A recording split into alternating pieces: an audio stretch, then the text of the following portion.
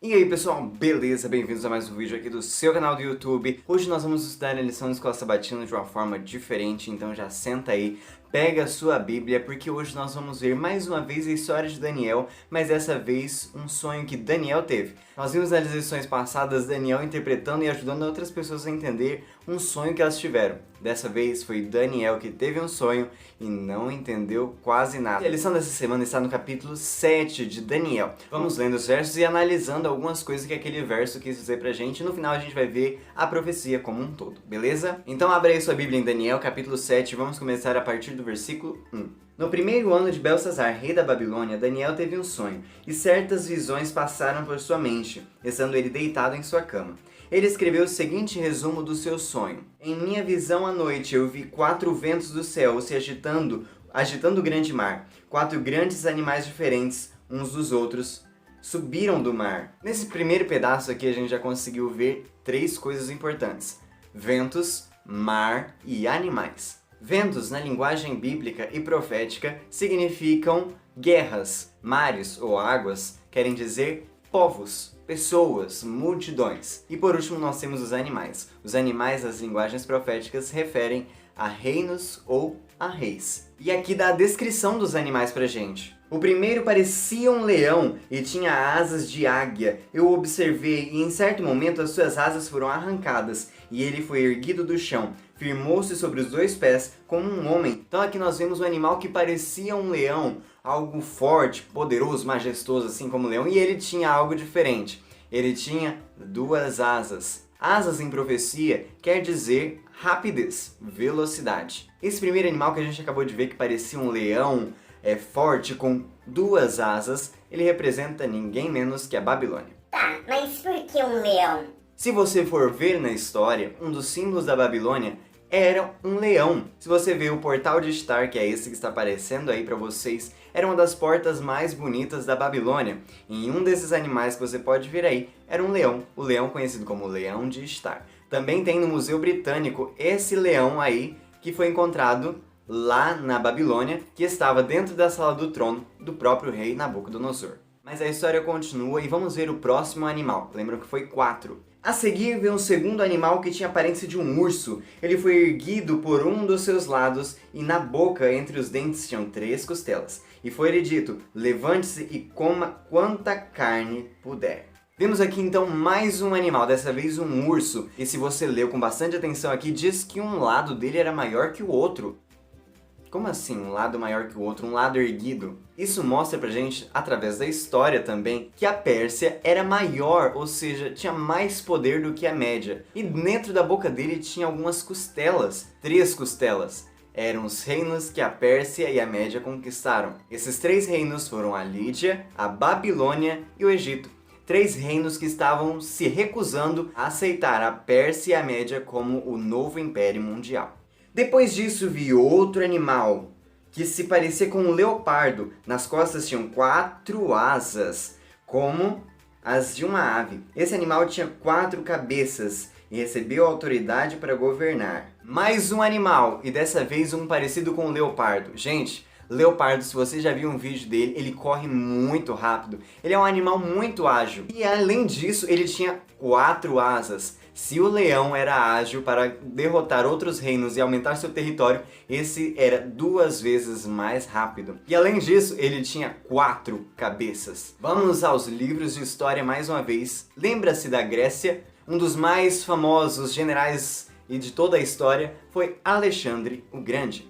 Ele conquistou muitos reinos em um período muito curto de tempo, apesar de que ele não conseguiu aproveitar, usufruir aquilo que ele havia conquistado. Ele morreu muito jovem, aos 32 anos de idade, após ter conquistado todos os reinos ali, em especial a Pérsia. Quando ele morreu, ele não tinha descendentes diretos para o trono, ou seja, não havia ninguém que poderia ficar em seu lugar como o novo rei da Grécia. A Grécia foi dividida em 4 partes, entre os 4 generais. São eles Seleuco, Cassandro, Lisímaco e Ptolomeu. Esses 4 generais dividiram entre si ali todo o reino da Grécia e eles começaram a governar. Nós temos mais um animal, o quarto animal dessa vez. Em minha visão à noite, vi ainda um quarto animal aterrorizante, assustador e muito poderoso. Tinha grandes dentes de ferro, com os quais despedaçava e devorava suas vítimas e pisoteava tudo que sobrava. Era diferente de todos os animais aterrorizantes e tinha 10 chifres. E tem uma palavra que está antes de cada animal, que é parecia. Ou seja, o animal não era exatamente um leão, ou exatamente um urso, ou exatamente um leopardo.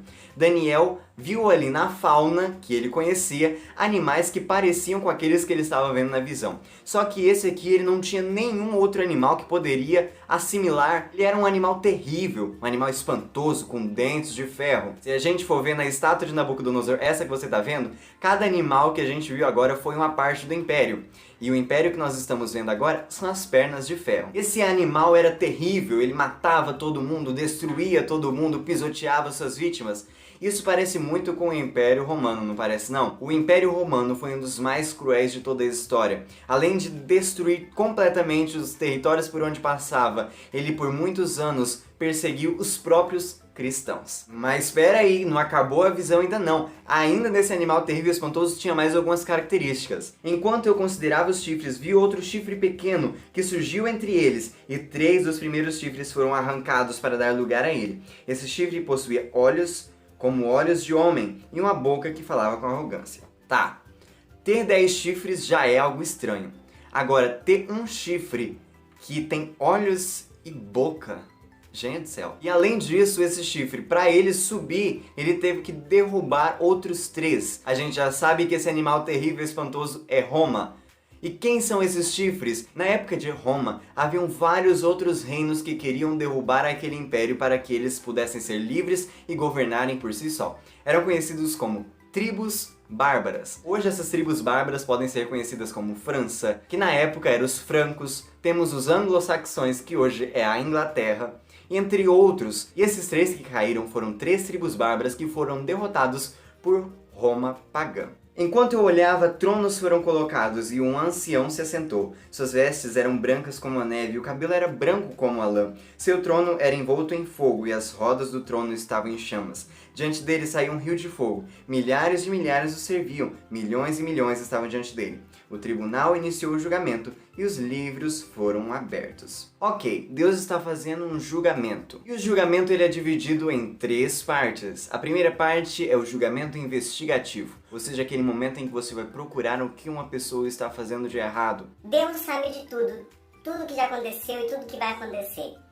Será que ele realmente precisa investigar alguma coisa? Será que ele não sabe o que todo mundo já fez? Aí que tá uma coisa muito legal, muito interessante, muito bonita de Deus. O juízo investigativo não é para Deus saber o que vai ou o que já aconteceu. É para que eu, você e principalmente os anjos de Deus, os anjos do céu, saibam o porquê de tudo aquilo que Deus já decidiu. Satanás lá no céu, ele fez uma acusação muito grave para Deus. Disse que Deus não era justo, disse que Deus não era um rei bom, não governaria os seus súditos com justiça. E Deus vai mostrar, mesmo sem precisar mostrar para os seus súditos, como um gesto de humildade, que ele é justo sim, e que tudo o que ele fez foi para salvar a todos, mas se por acaso eles não se salvaram, foi por a escolha de cada um. As outras 2 fases que faltam do juízo são o juízo judicativo, que é o juízo em que a sentença é dada. O momento em que Deus vai bater o martelo e através de tudo aquilo que todos já viram que Deus é justo, ele vai decidir as sentenças de cada um. E por último, o juízo executivo, que é onde a sentença dada será aplicada àqueles que merecem ela. E mais uma vez aqui na visão de Daniel, Daniel ficou indignado com aquilo. Por que aquele chifrinho estava falando palavras de blasfêmia? Por que ele estava perseguindo os santos de Deus? E ele chegou para um anjo que estava ali próximo dele e falou: anjo, seguinte, eu quero saber por que isso está acontecendo. E o anjo explicou para ele. Então quis saber o significado do quarto animal, diferente dos outros e o mais aterrorizante, com seus dentes de ferro e garras de bronze. O animal despedaçava e devorava suas vítimas e pisoteava tudo que sobrava. Também quis saber sobre os 10 chifres de sua cabeça e sobre outro chifre que surgiu para ocupar o lugar dos 3 chifres que caíram. O chifre que tinha olhos e boca e falava com arrogância. Enquanto eu observava, esse chifre guerreava contra os santos e os derrotava. Vamos voltar na história. O Império Romano, por muitos anos, através de vários imperadores, entre eles o mais conhecido de todos, próprio Nero, ele perseguiu e matou cristãos, tanto nos coliseus, entre feras e animais selvagens ali, quanto em fogueiras e outras formas de tortura. Então foi um império muito ruim e ele perseguiu realmente os eleitos, que na verdade são os santos, os cristãos, que foram mártires naquela época. Por muitos anos eles foram perseguidos pelo Império Romano. Os 10 chifres são 10 reis que sairão desse reino. Depois deles, outro rei se levantará e será diferente dos primeiros reis. Ele falará contra o Altíssimo e oprimirá os seus santos e tentará mudar os tempos e as leis. Como assim ele vai tentar mudar os tempos e as leis? Isso mostra que esse reinozinho, esse chifrinho, era um poder que, diferentemente dos outros, era um poder religioso e político. Os santos serão entregues nas mãos deles por um tempo, tempos e meio tempo. Gente, parece ser bem complicadinho mesmo e a gente vai entender agora com a boa e velha matemática. Um tempo profético é igual a um ano. Nós temos um tempo, 2 tempos e metade de um tempo. Faz a continha aí. Um tempo, 2 tempos, metade de um tempo é igual a 3,5 e um ano profético é igual a 360 dias. E um dia na profecia é igual a um ano. 360 vezes 3,5 é igual a 1260 anos. E a contagem desse tempo começou em 538 d.C. e terminou em 1798 d.C., quando Napoleão ordenou a prisão do Papa Pio VI, mostrando mais uma vez o poder político-religioso envolto nisso tudo. E a visão de Daniel continua já indo para o final, dizendo assim: mas o tribunal o julgará, o seu poder lhe será tirado e totalmente destruído para sempre. Então a soberania, o poder e a grandeza dos reinos que há debaixo de todos os céus serão entregues nas mãos dos santos, o povo do Altíssimo. O reino dele será um reino eterno, e todos os governantes o adorarão e lhe obedecerão. Então vamos recapitular aqui o que a gente viu. Nós vimos 4 animais. Esses 4 animais eram 4 reinos, e esses 4 reinos são os 4 reinos que nós vimos na estátua de Nabucodonosor. Só que agora com um pouquinho mais de descrição do que tinha na estátua. Na estátua nós tínhamos apenas metais. Agora nós temos os animais com algumas características que nos mostram ainda mais cada império que nós já vimos. E no final, assim como a pedra de Nabucodonosor, aqui o reino de Jesus se estabelecerá para todo sempre. Daniel, na época, ele estava vivendo no período do Império Babilônico, quando ele teve essa visão, ainda no reinado de Belsazar. Porém, hoje nós estamos muitos anos à frente, nós temos a história para nos mostrar que tudo que Deus mostrou para Daniel era verdade. E quem garante para nós que o que está por vir também não vai acontecer? Deus, ele foi tão perfeito que ele mostrou através da história tudo o que iria acontecer. Então, galera, como eu sempre digo aqui, Jesus está muito mais próximo de voltar do que eu e você imaginamos. Agora nós precisamos nos preparar para receber Ele nas nuvens do céu e saber que Deus é um Deus perfeito, que cuida de nós, que se importa conosco e quer nos levar para o melhor caminho, quer nos guiar pelo melhor caminho, quer mostrar para você o lugar certo onde você deve andar, onde você deve ir, o que você deve fazer. Porque Ele sabe, se Ele sabe de toda a história, mesmo antes de acontecer, Ele sabe o que é melhor para mim e para você também. Eu gostaria de falar para você que se você quiser saber mais sobre esse tema de uma visão, uma forma diferente, você pode ver o canal da Neila e do Matheus, que está aqui em cima, que também é um canal que fala da lição da Escola Sabatina dos adolescentes. Você também pode ver no sermão do pastor Rodrigo Silva, que ele também fala sobre isso com um tempo maior de explicação. E por último, galera, estamos passando por um momento em que as influências do mundo estão nos levando para caminhos diferentes daqueles que nós deveríamos trilhar. E para isso, a tia Neila, ela passou muito tempo estudando sobre a influência do cinema, das músicas, jogos e tudo mais na nossa vida. Então é um vídeo que você precisa assistir com toda a sua família, pois Satanás, ele quer influenciar a mim e a você. E se nós não estivermos preparados, nós não vamos conseguir nos afastar dele. Então veja aqui no card, aqui em cima também, tá o vídeo falando sobre séries, filmes e literatura e sua influência na nossa vida. Agora é sério, gente. Agora eu tô indo embora mesmo. Até a semana que vem. Tchau, tchau!